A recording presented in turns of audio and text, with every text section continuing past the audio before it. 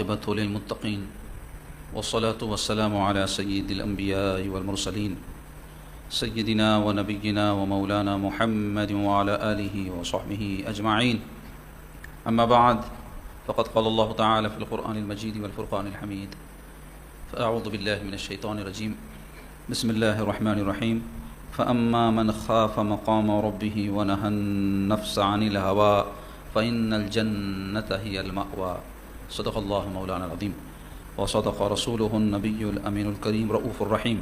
وقال تبارك وتعالى في عظمة حبيبه الكريم: إن الله وملائكته يصلون على النبي يا أيها الذين آمنوا صلوا عليه وسلموا تسليما. اللهم صل على سيدنا شفيعنا حبيبنا ونبينا ومولانا محمد وعلى آله وصحبه وبارك وسلم. اللهم صل وسلم وبارك على حال محمد وعلى آل محمد. عزیز و بزرگو دوستو، حاضر و ناظرین، السلام علیکم ورحمۃ اللہ وبرکاتہ. دوستو، ہفتہ واری حلقہ ذکر و تعلیمات اسلامی میں ہم کتاب تنبیہ الغافلین سے کچھ باتیں آپ کے سامنے بیان کر رہے ہیں، اور اسی کتاب سے جنت اور اہل جنت کے حوالے سے پچھلے درس میں کچھ باتیں بیان کی گئی تھی. آج بھی انشاءاللہ تبارک و تعالیٰ اسی موضوع پر کچھ اور باتیں بیان ہوں گی، جس میں ایک ذیلی عنوان ہے جنت کے کھانے اور مشروبات. یعنی جنت کے کھانے مشروبات سے مراد پی جانے والی چیزیں. ایک اور حدیث میں ہے کہ اللہ تعالیٰ فرشتوں سے کہیں گے میرے اولیاء کو کچھ کھلاؤ. تو اولیاء بولے تو دوست. تو جنت میں کون جائیں گے؟ اللہ کے دوست جائیں گے، دشمن جائیں گے؟ دوست. تو دوستی کے لیے سب سے پہلے ایمان ضروری ہے. بغیر اللہ پر، اس کے رسول پر اور ان باتوں پر جن پر ایمان لانا اللہ تعالیٰ اس کے رسول نے لازم قرار دیا ہے، کوئی ایمان نہیں لائے گا، وہ اللہ کا دوست نہیں ہو سکتا. یعنی پہلے اللہ کو، رسول کو ویسے ماننا جیسا اللہ اس کے رسول نے ماننے کا حکم دیا، اس کو ایمان کہتے ہیں. اور ایمان کے بغیر کوئی چیز قبول نہیں ہے. ایمان بنیاد ہے جس پر آپ کوئی عمل کی عمارت کھڑی کریں، تب آپ کو فائدہ ہوگا. اس لیے ہمیشہ عقیدے کی حفاظت کی تاکید کی جاتی ہے. عقیدہ کیا ہے؟ ایمانیات سے متعلق ہے. یعنی وہ باتیں جس کا اعتقاد دل میں رکھنا ضروری ہے، ان کو ایمانیات کہتے ہیں. اور وہ ہم طے نہیں کریں گے کہ کیا باتیں دل میں رکھنا ہے. ہم اللہ، اس کا رسول جو حکم دیے ہیں وہ باتیں اپنے دل میں رکھیں گے اعتقاد کے طور پر. اللہ کی توحید ہے، انبیاء اور رسولوں کے بارے میں جو اعتقادات ہے، اور دیگر چیزیں جو بنیادی عقائد ہیں ایک مسلمان کے. پھر ہم اہل سنت والجماعت بھی ہیں. تو اہل سنت والجماعت کیوں اہل سنت ہے؟ کیوں ان کو اہل سنت کہا جاتا ہے؟ ان کے کچھ خاص عقائد اور معمولات ہیں، اس کے لیے ان کو اہل سنت کہا جاتا ہے. تو وہ کیا کیا ہیں؟ وہ سب اگر مانیں گے تو اہل سنت ہوں گے. تو بہرحال اللہ تعالیٰ فرمائے گا میرے اولیاء کو کچھ کھلاؤ. سبحان اللہ.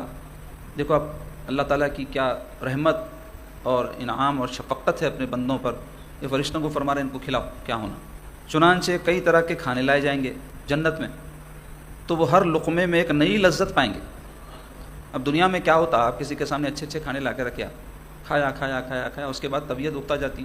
ارے کھاؤ گے؟ بولتے نہیں بھائی بس تھوڑا دالیں بھوک رہی تو انجان مار کے کھا لیتے. اس کے بعد جب پیٹ فل ہو گیا اب کھاؤ بولے تو اب دالا سے والا برا دکھتا. ارے کیا ہے بھائی، میں کھانے سے کروں کیا کرتے؟ تو بھی طبیعت پہ بار ہو جانا. میرا آپ کی محبت اپنی جگہ ہے، مگر میری طبیعت خراب ہو جائیں گی، کہاں ڈال لوں گا میں اندر؟ ایسا ہوتا نہیں. تو جنت کا معاملہ عجب ہے. دیکھو آپ ہر لقمے میں نئی لذت آئے گی. یعنی ایسا نہیں ہوگا کہ آدمی کھانے کے بعد بیزار ہو جائے. جب لقمہ کھائیں گا اس میں ایک نیا مزہ. کھانا کھا چکنے کے بعد اللہ تعالیٰ ارشاد فرمائیں گے میرے بندوں کو کچھ پلاؤ. چنانچہ مختلف مشروبات پلائے جائیں گے، اور ایک ذائقہ دوسرے ذائقے سے مختلف ہوگا. یعنی الگ الگ قسم کے ڈرنکس رہیں گے، الگ الگ قسم کے پینے کی چیزیں رہیں گی. جب پی چکیں گے تو اللہ تعالیٰ ارشاد فرمائیں گے میں تمہارا رب ہوں، میں نے اپنا وعدہ جو تمہارے ساتھ کیا تھا وہ سچ کر دکھایا. یعنی جنت کی جو نعمتوں کا وعدہ قرآن مجید میں آیا ہے، احادیث میں آیا ہے، ایسے ایسے معقولات، کھانے کی چیزیں، ایسی ایسی مشروبات، پینے کی چیزیں ہوں گے. وہ سب کھا لیے، میں جو بولا تھا سب مل گیا نا. ہاں چلو اب مجھ سے جو مانگو گے میں عطا کروں گا. سبحان اللہ.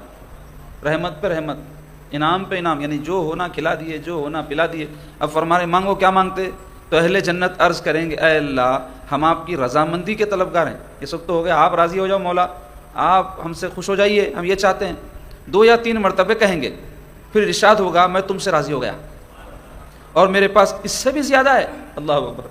یعنی میری رضا کے علاوہ بھی ہے تمہارے لیے. آج میں تمہیں وہ اعزاز بخشوں گا جو تمام اعزازوں سے بڑھ کر ہوگا. اللہ.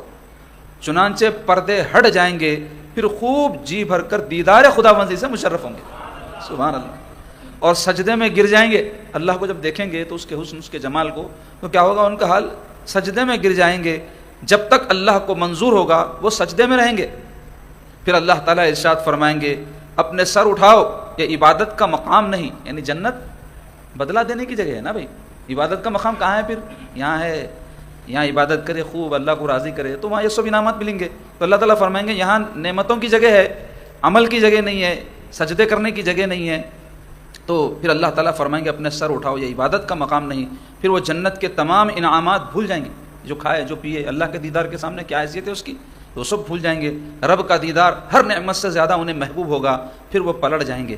تو عرش کے نیچے ایک ہوا مشک کے سفید ٹیلے پر چلے گی تو ان کے سروں اور گھوڑوں کی پیشانیوں پر مشک بکھیر دے گی.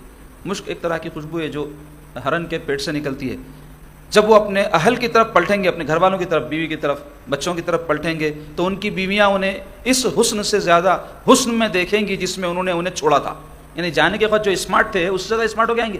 تو بیویاں دیکھ کے بولیں گے تو پہلے ہم سے تو کہیں گی تم تو پہلے سے زیادہ حسن کے ساتھ واپس پلٹے ہو، پہلے سے زیادہ اسمارٹ ہو گیا ہے آپ، پہلے سے زیادہ حسن. کیوں؟ اللہ کے دیدار کا اثر ان کے چہروں پر ظاہر ہوگا. دیدار خداوندی کی کیفیت. فقیر رحمۃ اللہ علیہ تو مراد یہ جو کتاب ترتیب دیے وہ ہیں. تو یہ کتاب کون ترتیب دیے؟ نصر بن محمد رحمۃ اللہ علیہ ان کا اصل نام ہے، اور ان کی کنیت ہے امام ابو اللیث. کیا کنیت ہے؟ امام ابو اللیث. تو یہ بہت بڑے بزرگ ہیں، آج سے 1000 سال پہلے کے بزرگ ہیں یہ. اور ان کی مزار شریف جو ہے ازبکستان، جو وسط ایشیا کا ایک شہر ہے، ملک ہے ازبکستان، اس میں ہے. اور اللہ کے فضل و احسان سے حضرت کی زیارت مجھے نصیب ہوئی.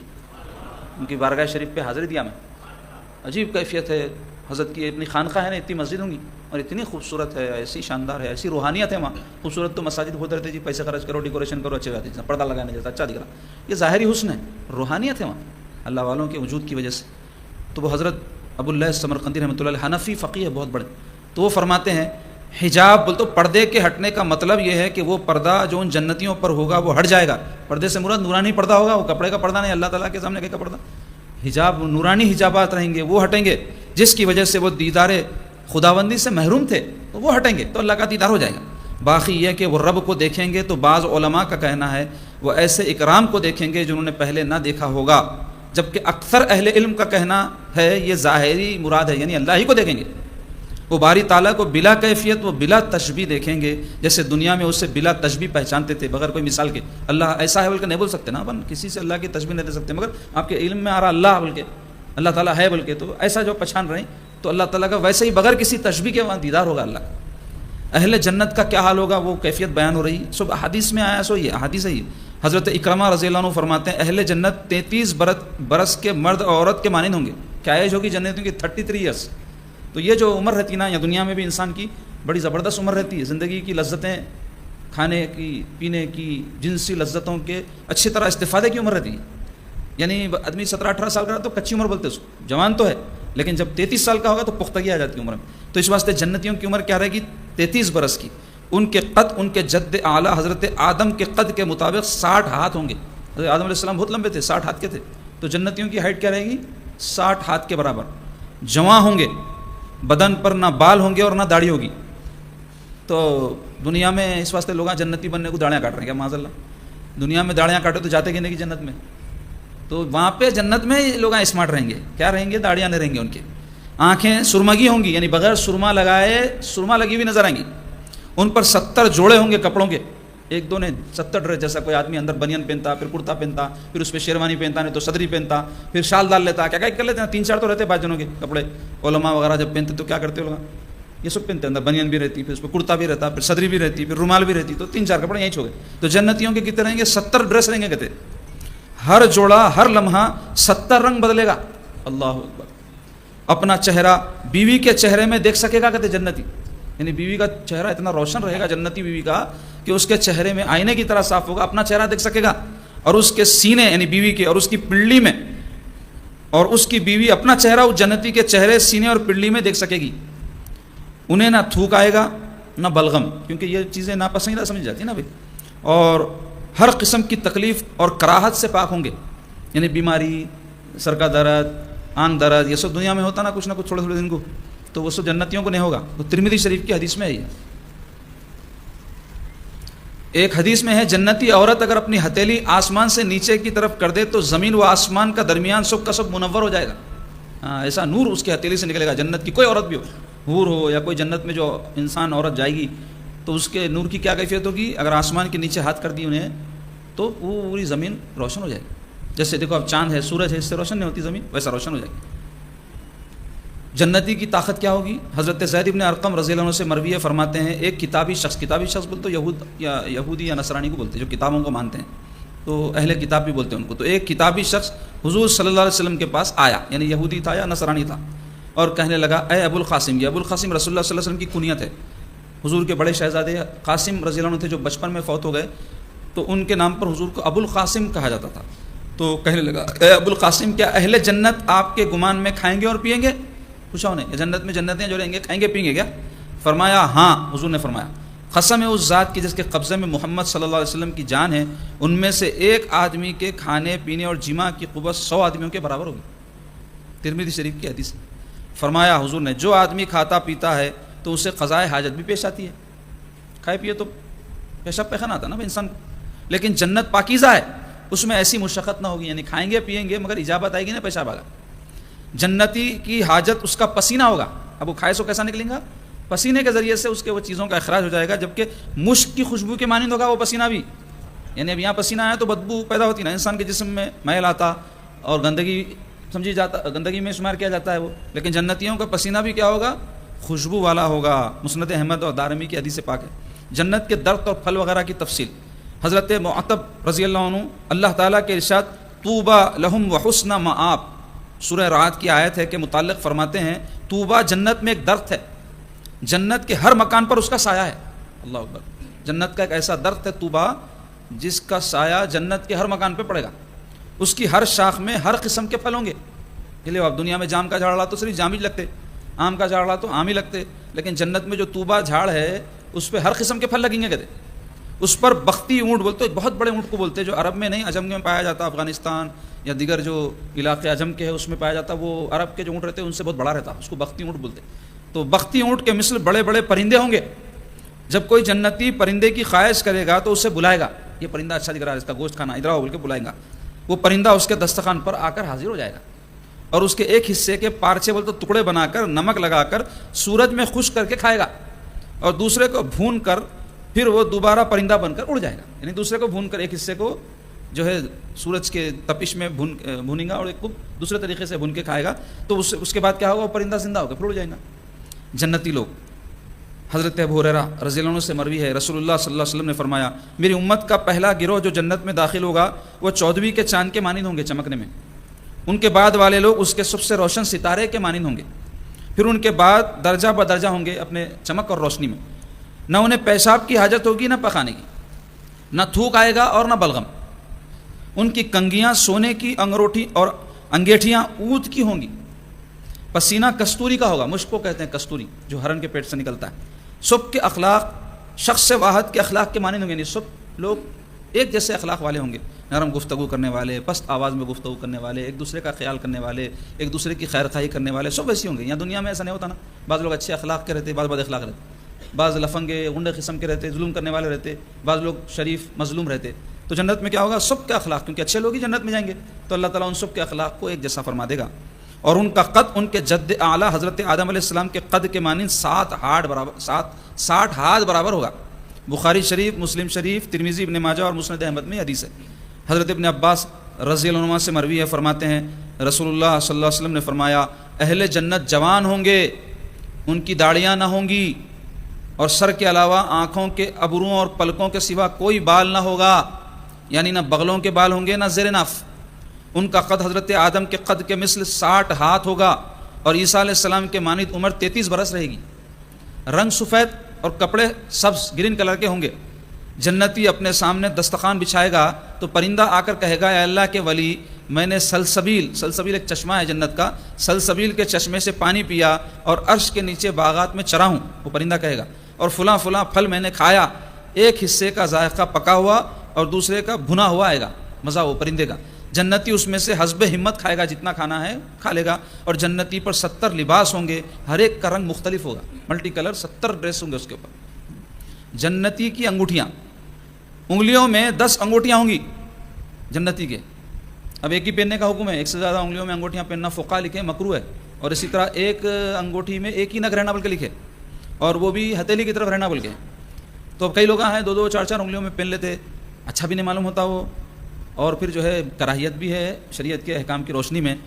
تو جنتیوں کی صفت ہے یہ، جیسا دنیا میں داڑھی موڑنا مکروہ ہے، خلاف سنت ہے، جائز نہیں ہے، مگر جنتیوں کو داڑھی نہیں رہیں گی بول رہی۔ تو ویسے ہی دنیا میں خوب انگوٹھیاں نہیں پہننا، تاکہ جنت میں پہنیں گے انشاءاللہ تعالیٰ۔ تو بولے جنتی کی انگوٹھیاں کہتے ہیں، انگلیوں میں 10 انگوٹھیاں ہوں گی، پہلی انگوٹھی پر لکھا ہوگا سلام علیکم بما صبرتم، سبحان اللہ، سلام ہو تم پر جیسا کہ تم نے صبر کیا دنیا کی زندگی میں۔ دوسری پر لکھا ہوگا ادخلوها بسلام آمنین، تم سلامتی اور امن کے ساتھ داخل ہو جاؤ۔ جنتیوں کے لیے ہے یہ حکم قرآن میں، فرشتے کہیں گے ان سے کہ تم جنت میں سلامتی کے ساتھ داخل ہو جاؤ، تو وہ ان کی انگوٹھی پہ لکھا ہوا رہیں گا۔ تیسری پر لکھا ہوگا وَتِلْكَ الْجَنَّةُ الَّتِي أُورِثْتُمُوهَا بِمَا كُنْتُمْ تَعْمَلُونَ، ترجمہ ہے اور یہ وہ جنت ہے جس کے تم مالک بنا دیے گئے ہو اپنے اعمال کے عوض میں۔ دیکھو لوگ بولتے عمل کی کوئی اہمیت نہیں ہے، اور بھی کئی باتیں کرتے ہیں، وہ گستاخانہ باتیں میں دہرا نہیں سکتا، لیکن آمینو وعاملوا الصالحات آیا، ایمان اور عمل صالح دونوں ایک دوسرے کے ساتھ جڑے ہوئے ہیں۔ دیکھو اللہ تعالیٰ کو کوئی ماننے والا ہے، اللہ سے محبت کرنے والا ہے، رسول اللہ صلی اللہ علیہ وسلم کو ماننے والا ہے، رسول اللہ صلی اللہ علیہ وسلم میں محبت کرنے والا ہے، تو کیا انہیں اللہ اس کے رسول کے خلاف جائیں گا اپنے عمل میں، اپنے کاموں میں؟ تو وہ کام بھی وہی کریں گا جس سے اللہ رسول راضی ہوتے، تو سیدھی بات ہے۔ اگر اعتقاد آپ کا، ایمان آپ کا درست ہے تو پھر اس کے اظہار کس طریقے سے ہوگا؟ اللہ رسول کی اطاعت سے، نہ کہ نافرمانی سے۔ تو فرما رہے ہیں وہ انگوٹھی پر کیا لکھا ہوگا تیسری پر، اور یہ وہ جنت ہے جس کے تم مالک بنا دیے گئے ہو، کیوں؟ اپنے اعمال کے عوض میں۔ تو کافر بھی کرتے کئی اچھے کام، تو ان کا عمل مقبول نہیں، کیوں؟ اس واسطے کہ ایمان نہیں ہے۔ اگر کوئی ایمان والا تھوڑا بھی اچھا کام کرے تو اللہ تعالیٰ قبول فرمائیں گے۔ اور پھر چوتھی پر لکھا ہوگا، چوتھی انگوٹھی پر تمہارے سب غم دور کر دیے جائیں گے۔ پانچویں پر لکھا ہوگا ہم نے تمہیں لباس اور زیورات پہنائے۔ چھٹی پر لکھا ہوگا ہم نے حور عین سے تمہارا نکاح کر دیا۔ ساتویں پر لکھا ہوگا تمہارے لیے ان جنتوں میں وہ نعمتیں ہیں جن کو جی چاہے اور آنکھیں لذت پائیں، اور تم یہاں ہمیشہ رہو گے۔ آٹھویں انگوٹھی پر لکھا ہوگا تمہیں انبیاء اور صدیقین کی رفاقت نصیب ہوئی۔ اللہ اکبر، دیکھو آپ اس کی کتنی اہمیت ہے۔ انبیاء اور صدیقین بولتے اولیاء اللہ کو بولتے، اللہ کے سچے بندے، تو ان کی رفاقت دنیا میں جو اختیار کرتا ہے جنت میں بھی ان کے ساتھ رہے گا۔ جو دنیا میں ان کے ساتھ رہنے کی آرزو کرتا ہے جنت میں اس کو وہ نصیب ہوگی۔ تو اس واسطے نیک لوگوں کے ساتھ، اللہ والوں کے ساتھ رہنے کی آرزو کرنا۔ لوگ کس کے ساتھ رہنا چاہ رہے ہیں؟ ایکٹروں کے ساتھ، ناچنے والوں کے ساتھ، کھلاڑیوں کے ساتھ، لیڈروں کے ساتھ، جھنڈ کے جھنڈ بنا کے پیچھے دیوانوں کے سلیقہ پھرتے، رال ٹپکتے رہتی، پسینہ بہتے رہتا، بھوکے پیٹ۔ چلو بھائی قوم کی خدمت کے واسطے کر لے رہے ہیں تو جائز طریقے سے منع نہیں ہے، لیکن جن کے ساتھ رہنا ہے ان کے ساتھ رہو، علماء کے ساتھ رہو، صحیح العقیدہ مشائخ کے ساتھ رہو، اور اپنے دوست احباب ایسے لوگوں کو بنانا جو اچھی بات بتائے، چاہے وہ ہمارے نفس کو بری لگے۔ مثلا ایک آدمی ہے بے نمازی ہے، اس کو اس کا دوست اگر نیک ہے، نماز پڑھو بولا تو نفس کو برا دکھتا ہے، لیکن ہے اچھی بات نا۔ تو ایسے ہی اچھے لوگوں کے ساتھ رہنا، تاکہ ہم کوئی غلطی کرے تو ان کو تنبیہ کرنا۔ تو اب لوگ کیسے لوگوں کو پسند کر رہے ہیں؟ ہاں میں ہاں ملانا، جو بولے سننا۔ ارے عام دوستی کی تو بات چھوڑ دو، آپ لوگ مرشدہ بھی ایسے ڈھونڈ رہے ہیں جو ان کو جو کر رہے ہیں اس کی اجازت دے دینا۔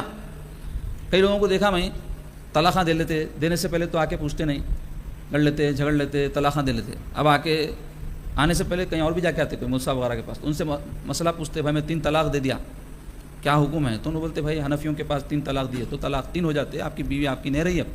تو ہلو کوئی حضرت کو پکڑ کے بولتے حضرت کوئی رستہ نکل سکتا کیا؟ تو حضرت کے پاس بھی کئی گزارے ہوں، اپنی مرضی کے حساب سے کچھ بھی فائدہ ہونا تو جاتے۔ تو اب حضرت اگر جو ہے اللہ والے رہے تو انہوں سیدھا بول دیتے میاں علماء بتا دیا نا فتویٰ آپ کو، وہی ہے، ہم کیا بدلیں گے اس کے اندر۔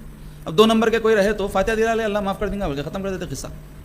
تو ایسے بھی ہوئے واقعات، یہ کوئی فرضی بات نہیں بول رہا ہوں میں آپ کو، مگر بتانا ہے چاروں لوگ کیا ہے، لیڈراں، استاداں، شوہر، مرشد، یہ سب بڑے رتبے والے لوگ ہیں ہمارے واسطے، یعنی عورت کے واسطے اس کا شوہر بڑے، یہ ماننا نہیں مان رہی ایک الگ بات ہے، عورتیں نہیں مان رہے ہیں آج کل، شوہروں کو مرتبہ بڑا ہے ہمارے سے، برابر ہے سب بول رہے ہیں، بلکہ کئی تو بول رہے ہیں کہ عورت کی عزت کرنا، ہمارے دین میں نہیں آیا عورت کی عزت کرنا۔ تو عورت کی عزت بولتے اس کے درجے کے اعتبار سے ہوں گی نا، کہ عورت کی عزت بولتے اماں کی عزت جیسا بیٹا کرتا بیوی کی ویسی کریں گا کیا؟ ایسا تو نہیں ہو سکتا نا، ہر ایک کا ایک مرتبہ ہے، اس کے حساب سے ہر ایک کی عزت کرنا چاہیے، عورت کی بلکہ نہیں ہر ایک کی۔ یہ بات ذہن میں رکھو آپ، کئی لوگ سمجھتے خالی عورت کی عزت، ہمارا دین بولا ہر ایک کی اس کے مرتبے کے حساب سے عزت کرو۔ تو بتانا کیا چاہ رہا ہوں کہ لوگ ایسے بڑے چاہ رہے ہیں جو ان کی بات مانا تو بڑے مانتے رہے تک بڑے، جیسے نہیں مانے میرے پیر کے نیچے، یہ حالت ہو جائے۔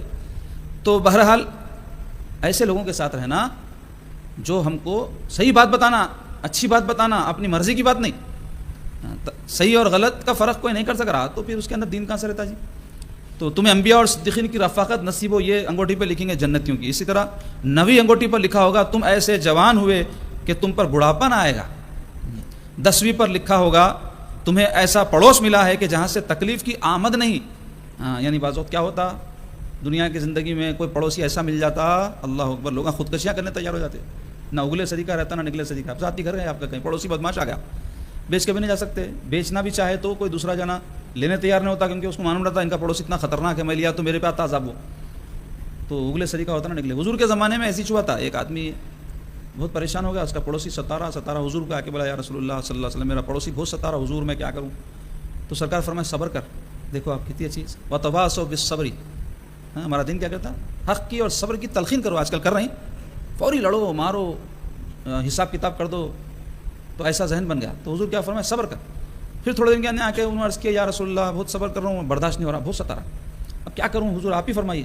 تو میرے سرکار فرمائے قربان جاؤ حکمت کے حضور، اپنا سامان روڈ کے اوپر ڈال دے. بولے اب وہ حضور کی بات ماننے والے لوگ تھے تو فوری جا کے انہوں نے اپنا سامان روڈ پہ ڈال دے. اب جو آ رہا پوچھ رہا ہے کیا بات ہے بھائی سامان روڈ پہ ڈال دیے؟ تو ان کو بولے میرے پڑوسی صاحب میرا جینا حرام کر دیا بھائی، میرے پڑوسی صاحب جینا حرام کر دیا.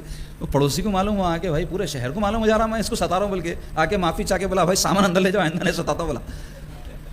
تو بہرحال بتانا کیا چاہ رہا ہوں میں آپ کو کہ پڑوس بھی بہت بڑی چیز، اچھا پڑوسی.